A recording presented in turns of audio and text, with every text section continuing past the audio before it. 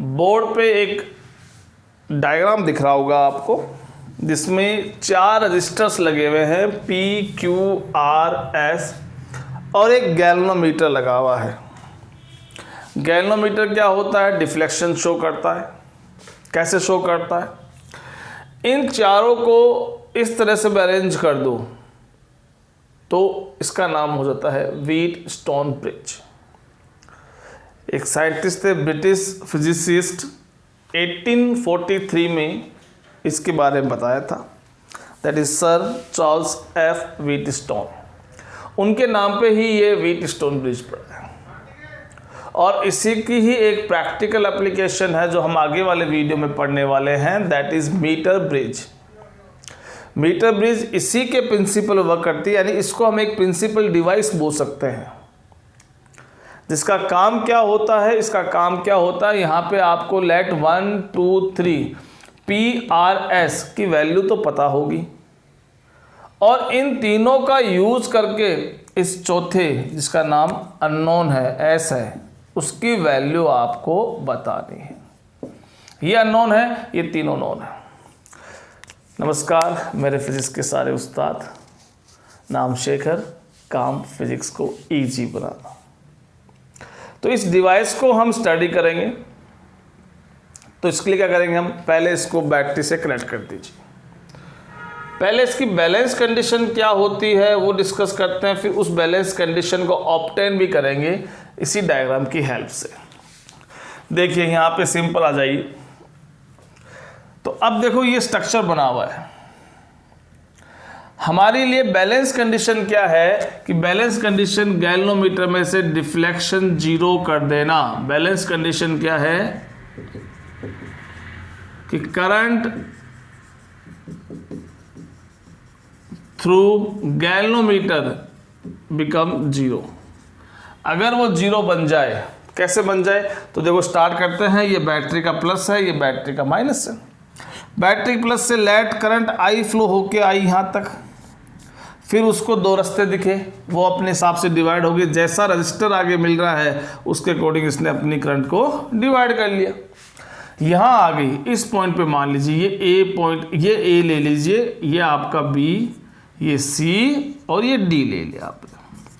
अब A से B तक पहुँच गई। B पे पहुँचने के बाद में क्या हो रहा है? यहाँ पे फिर डिवाइड होगा, बिकॉज दे आर 2 ब्रांचेज मोर। ये जो G है, G गैल्वेनोमीटर है और इसके पास खुद के पास भी रेजिस्टेंस होता है। क्या होता है? खुद के पास भी रेजिस्टेंस होता है। उसकी वैल्यू हमने क्या रखी है? G ले रखी है। ठीक है, डिवाइस का नाम गैल्वेनोमीटर है और उसके पास रेजिस्टेंस होता है। क्यों रेजिस्टेंस होता है? देखो उसके अंदर भी वायरिंग रहती है और वायरिंग का मतलब क्या होता है? वायर के पास लेंथ है और लेंथ का मतलब रेजिस्टेंस होता है, जो आपने factors on which resistance depend, उसमें आपने पढ़ा है कि जब भी वायर होगा तो उसके पास लेंथ होगी, लेंथ होगी तो उसके पास रेजिस्टेंस होगा। तो इस गैल्वेनोमीटर के पास भी रेजिस्टेंस होता है। कितना होता है? G। इसका नाम हमने दे दिया। तो अब क्या होगा? ये I1 करंट जो होगी वो डिवाइड होगी। लेट इस I1 का कुछ हिस्सा गैल्वेनोमीटर से पास हो रहा है, इसका नाम मैंने दे दिया IG, करंट थ्रू गैल्वेनोमीटर। और I1 में से अब कितनी बच गई? IG चली गई, तो I1 माइनस IG, वो इसके थ्रू होके इधर आ गई। ये IG ऐसे आ गई। अब ये IG यहाँ पहुँच गई, इधर से I2 आ रही। I2 अब ऐसे डिवाइड नहीं होने वाली, क्योंकि I2 ऊपर नहीं जाएगी, क्योंकि अगर ये करंट नीचे आ रही है इसका मतलब क्या हो रहा है कि B के कंपेयर में D लो पोटेंशियल पॉइंट है और करंट हमेशा हाई टू लो ही फ्लो होगी।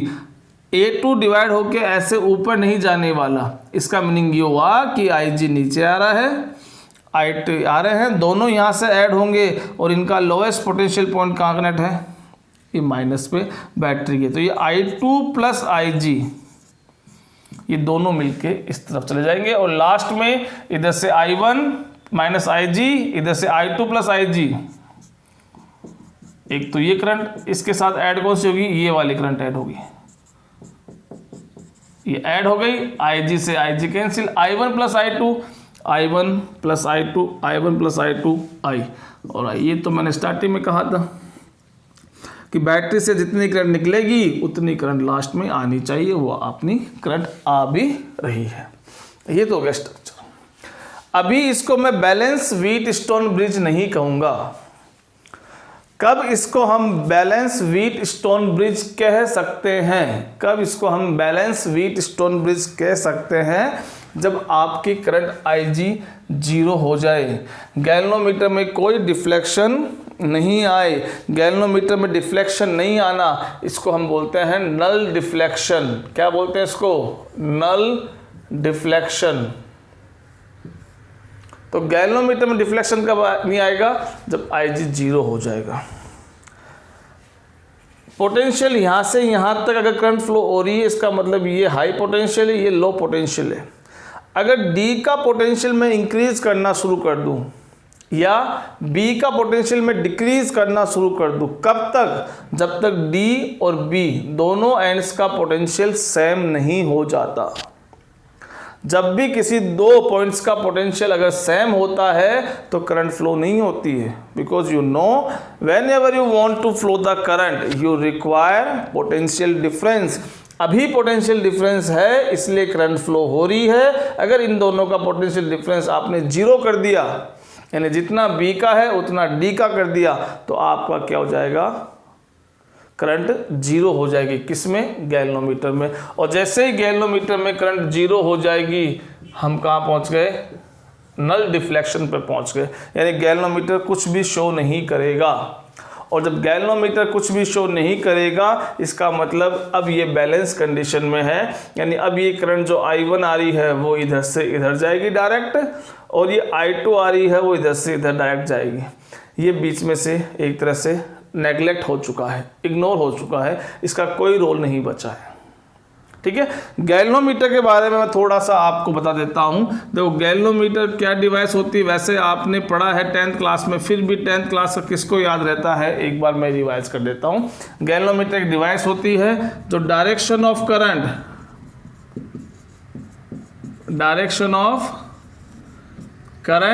एंड प्रेजेंस ऑफ करंट, ये दो काम आते हैं, डायरेक्शन दिखाने के लिए, प्रेजेंस दिखाने के लिए। डायरेक्शन कैसे? गैल्वेनोमीटर का जो स्ट्रक्चर आप देखोगे, नेट पे सर्च करोगे या आप जब स्कूल्स खुलेगी तब आप लैब में विजिट करोगे तो आपको सर आपके गैल्वेनोमीटर दिखाएंगे। इसमें यहाँ 0 होता है, और जब गैल्वेनोमीटर काम में नहीं आ रहा है तो उसकी नीडल बिल्कुल यहाँ रहती है। अब सपोज आपके डिवाइस में, सर्किट में करंट ऐसे फ्लो हो रही हो, तो it will deflect according to current in this direction. और if you reverse the direction of current की डायरेक्शन रिवर्स कर दोगे तो ये अब इस तरफ डिफ्लेक्ट होगा। तो इसका डिफ्लेक्शन दिखाएगा कि करंट किस तरफ जा रही है। और प्रेजेंस ऑफ करंट मतलब क्या हुआ कि ये काफ़ी सेंसिटिव डिवाइस होती है, यानी अगर हल्की सी भी करंट फ्लो हो रही है कहीं पे, तो अगर आप एमीटर यूज़ करोगे तो एमीटर इतना सेंसिटिव नहीं होता है जितना गैल्वेनोमीटर सेंसिटिव होता है। तो ये वो हल्की सी करंट होगी तो भी ये डिफ्लेक्शन आपको दिखा देगा, यानी प्रेजेंस ऑफ करंट वो आपको शो कर देगा। ठीक है, इसलिए हम ये गैल्वेनोमीटर का डिफ्लेक्शन यूज़ करते हैं। तो हमें करना, मान लो कि अब करंट यहाँ से यहाँ फ्लो हो रही है, मान लो ये आपका अपने डायग्राम अकॉर्डिंग ये B एंड है और ये D एंड है, ये B है ये D है, करंट B से D फ्लो हो रही है, तो ये डिफ्लेक्शन उस तरफ दिखा रहा है, ये डिफ्लेक्शन उस तरफ दिखा रहा है। अब अगर मुझे B से D में करंट कम करने, धीरे धीरे मैं करूँगा, या तो इस B का पोटेंशियल इंक्रीज करूँगा या इस B का डिक्रीज करूँगा, जिससे धीरे धीरे मैं क्या देख रहा हूँ, डिफ्लेक्शन कम होते होते कहाँ जाएगा? 0 पे आ जाएगा। यानी डिफ्लेक्शन कितना हो गया? नल हो गया, नल। इसलिए इसका नाम क्या है? Null deflection device. इसका नाम क्या है? Null deflection device. ठीक है, और ये आपका बैलेंस हो जाएगा। ऐसा अगर आप कर देते हो, इसका मतलब क्या होता है? ये बैलेंस कंडीशन में आ गया है, और जो ये बैलेंस हो चुका है तो बैलेंस कंडीशन क्या होती है? P/Q = R/S। P/Q = R/S, ये एक व्हीट स्टोन की बैलेंस कंडीशन होती है। तो पहले इसको आप बैलेंस करो। बैलेंस आप कैसे करोगे? पोटेंशियल की वैल्यू डिक्रीज इंक्रीज कैसे करूंगा बताऊंगा मैं आपको गैल्वेनोमीटर के अंदर करंट 0 कर देनी है। जैसे गैल्वेनोमीटर में करंट 0 कर दोगे, 0 करते क्या हो जाएगा आपका? ये व्हीट स्टोन ब्रिज को हम बैलेंस बोलेंगे, और जब ये बैलेंस हो जाता है तो हमारी ये कंडीशन आती है ये कंडीशन कैसे आई इसका हम डेरिवेशन अभी करेंगे आगे, ठीक है। ये कंडीशन आ जाती है। अब इसके हेल्प से क्या होता है कि आपको ये 3 की वैल्यू पता है, P, Q, R, और S आपके लिए अननोन था जिसकी वैल्यू अब आप इस फॉर्मूले से निकाल सकते हैं, ठीक है। अब देखो बैलेंस कैसे करना है, तो इसका एग्जांपल ले लो। जैसे मान लो कि यहाँ पोटेंशियल, मान लो ये 20 वोल्ट की बैटरी है सपोज, तो इसका मतलब यहाँ से ये 20 है तो यहाँ का पॉइंट पोटेंशियल 20 है, ठीक है। यहाँ मान लीजिए ये आपका 10 वोल्ट पोटेंशियल है, और मान लीजिए ये आपका 5 वोल्ट पोटेंशियल है, और ये मान लीजिए आपका 0 है क्योंकि ये माइनस से जुड़ा हुआ है, तो ये 0 पोटेंशियल पॉइंट हो गया। तो इस तरह से देखो ये सब हो गया। तभी तो क्या हो रहा है कि 20 से 10 पोटेंशियल डिफरेंस है, करंट गई है। 20 से 5 पोटेंशियल डिफरेंस है, करंट गई है।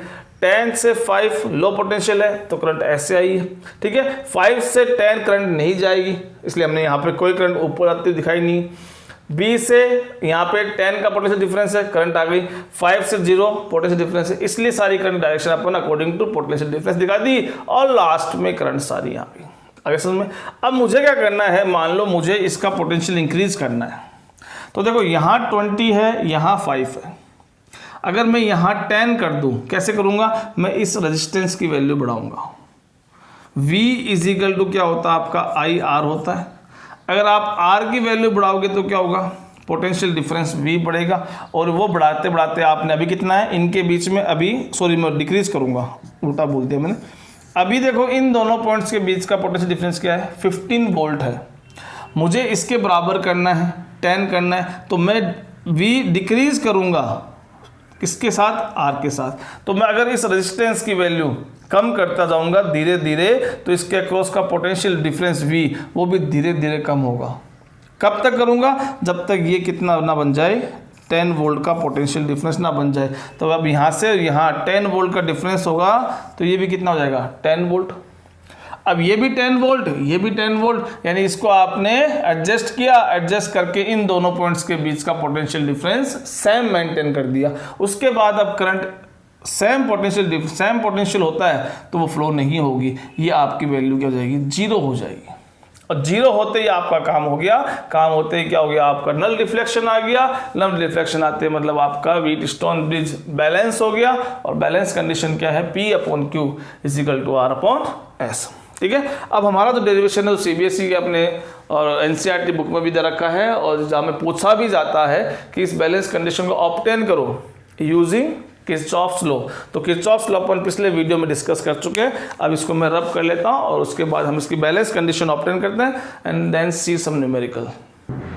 देखिए अब हम इसका Kirchhoff's law, KVL mainly Kirchhoff's voltage law हम यूज़ करेंगे, जिसका नाम दूसरा लूप लॉ भी है, और उसकी हेल्प से हम कोशिश करेंगे इसकी balance condition that is P/Q is equal to R/S obtain करने की कोशिश करें, ठीक है।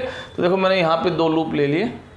लूप मैंने बता रखा आपको, किरचॉफ्स लॉ जो पढ़ाया था, और फर्स्ट लूप सेकंड लूप, इन दोनों की 2 इक्वेशन बना लेता हूँ। तो देखो कैसे इक्वेशन बनाता हूँ, आइए यहाँ पे देखिए। फर्स्ट लूप ले लिया मैंने, क्या बताया था मैंने आपको, देखो यहाँ पे इस वाले लूप में कोई सेल नहीं है, सारे IR है, ठीक है। तो देखो इसमें करंट की डायरेक्शन इस वाली ब्रांच में देखो क्लॉकवाइज, लूप भी क्लॉकवाइज, इस वाली ब्रांच में करंट भी क्लॉकवाइज, लूप भी क्लॉकवाइज। इस वाली में उल्टा हो गया, इस वाली में आपका loop clockwise, current anti clockwise, यानी यहाँ पॉजिटिव IR, यहाँ पॉजिटिव IR, और यहाँ नेगेटिव IR। तो पॉजिटिव कौन हो गया, positive PI1, sorry positive PI1, positive IG, GIG लिख दो या IG, एक ही बात है। चलो एक पैटर्न मान लिया अपन ने, पहले रेजिस्टेंस फिर करंट, तो GIG। उसके बाद ये नेगेटिव में, negative minus QI2 is equal to 0, क्योंकि इसमें और कोई सेल नहीं है, ये आ गया। दूसरा लूप अप्लाई करते हैं। दूसरे लूप में देखो यहाँ पे, इस लूप में देखोगे तो अब इस वाले में करंट क्लॉकवाइज, और आपका लूप भी क्लॉकवाइज, यानी पॉजिटिव IR।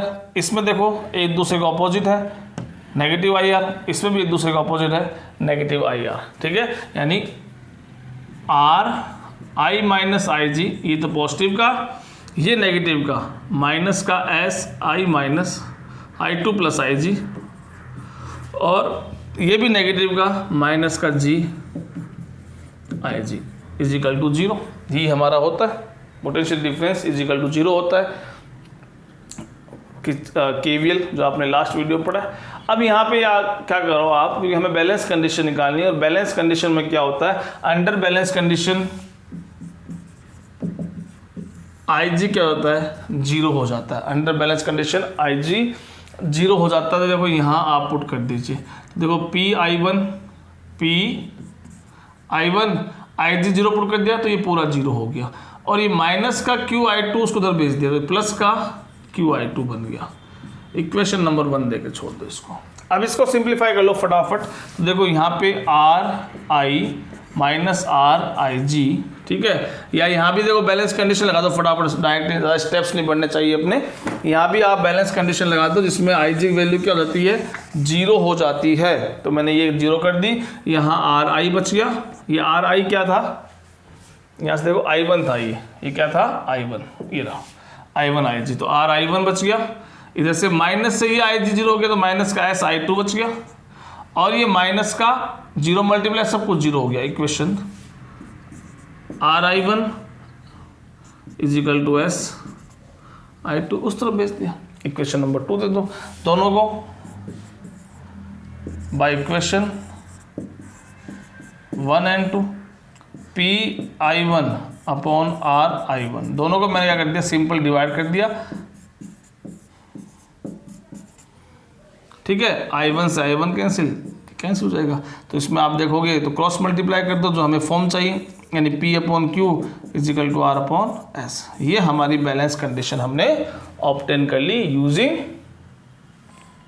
किरचॉफ्स लॉ, ठीक है। ये डेरिवेशन सिंपल है, बड़ा इजी है, एग्जाम में पूछा भी गया है काफ़ी बार। चलिए, ये हमारा व्हीटस्टोन के बारे में हमारे पास काफ़ी जानकारी हो गई है। Now move to the numerical section. कुछ क्वेश्चन इस पे करते हैं जो बोर्ड में आए हुए हैं। देखिए, ये क्वेश्चन CBSE 2009 और 15 दो बार आया हुआ है।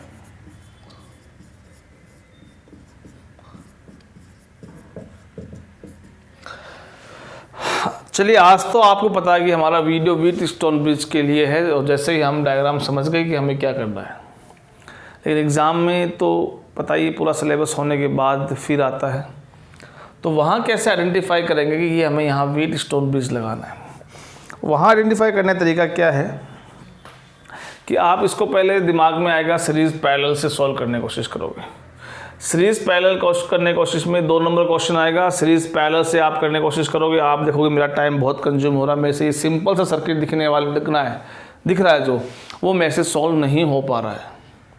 यानी तब आप तुरंत दिमाग में क्या लेके आना है, फिर आपको व्हीटस्टोन ब्रिज लेके आना है कि हाँ, ये व्हीटस्टोन ब्रिज से अपन कर सकते हैं क्या। तब तुरंत ही आपकी P upon Q is equal to R upon S जो बैलेंस कंडीशन है, P upon Q R upon S, ये जो बैलेंस कंडीशन है उसमें तुरंत ध्यान जाएगा। तो यहाँ आप ऑब्जर्व करो कि इसको मैं देखो ऐसे ले सकता हूँ, जैसे मैंने ये पॉइंट B ले लिया, ये पॉइंट D ले लिया, A से B की तरफ एक रजिस्टर जा रहा है और A से D की तरफ भी एक रजिस्टर जा रहा है, B से D की तरफ तो एक रजिस्टर गया, ये रहा, B से एक रजिस्टर C की तरफ जा रहा है, और D से और D और C के बीच में भी एक रजिस्टर लगा हुआ है, ये लगा हुआ। अब देखिए ये 1, ये A B C D, तो A B की वैल्यू कितनी है 1 है, ठीक है, A D की वैल्यू कितनी है 2 है, B C की वैल्यू क्या है 2 है, और C D की वैल्यू क्या है 4 है। तो अब देखो यहाँ से ये देखो बैलेंस कंडीशन आ रही है कि 1 upon 2 is equal to P upon Q is equal to R upon S करेंगे तो 2/4, 1/2 इज इक्वल टू 1/2, यानी बैलेंस कंडीशन को फॉलो कर रहा है। इसका मतलब क्या हुआ, जब बैलेंस कंडीशन होगी तो इस मेन ब्रांच में से बीच वाली ब्रांच जो 5 ओम है उसमें से कोई करंट नहीं जाएगी, क्योंकि IG कितना होगा 0 होगा। इसका मतलब अब इसको यहाँ से हटा दीजिए। इसको हटाने के बाद में अब आपका सर्किट कंप्लीट हो गया है, इजी हो गया है, सिंप्लीफाइड हो गया है। अब आपको दिख रहा है जो भी करंट यहाँ से आएगी वो ऐसे जाएगी, यानी ये दोनों सीरीज में, और इधर से ये दोनों सीरीज में, तो इनका अगर मैं इक्विवेलेंट सर्किट बनाऊं तो 1 + 2 3, ये 3 ओम बन गया, और 2 + 4 ये कितना बन गया 6 बन गया। ठीक है, जिसको क्या कर दो आप अब 4 वोल्ट की बैट से कनेक्ट कर दो, जो अपना 4 वोल्ट चल रहा है। अब 3 और 6 दोनों पैरेलल में है, इसको आप निकाल सकते हैं, फॉर्मूला आपने पढ़ा है 10th क्लास में भी। कैल्शियम आएगा 6 एल्शियम आएगा 2 + 1 3/6 1/2, ठीक है 6, तो ये 0.5 आ जाएगा आपका। देख लीजिए एक बार 6 1 2 3 1/6 1/3 6 एल्शियम ले लिया 2 + 1 3 1/2 0.5 ओम आपका नेट रेजिस्टेंस आ गया। सॉरी उसको उल्टा करेंगे 2 ओम आएगा, लास्ट आपको कितना आएगा R इक्विवेलेंट 2 ओम आ जाएगा। तो इनका 2 ओम आ गया, यानी अब इसको और सिंप्लीफाई किया तो रजिस्टर बचा केवल 2 ओम, और ये आपका 4 वोल्ट की बैटरी है, करंट निकालनी है। तो अब I = क्या होता है V/R, V 4 है R 2 है, आंसर आपका 2 एम्पियर। ठीक है, तो इसको थोड़ा सा आपको देख लेना है कि बैलेंस कंडीशन में ये पर्टिकुलर सर्किट है कि नहीं है। ठीक है, एक क्वेश्चन और देखते हैं। देखिए नेक्स्ट क्वेश्चन देखिए, ये CBSE 2013 में आया हुआ है।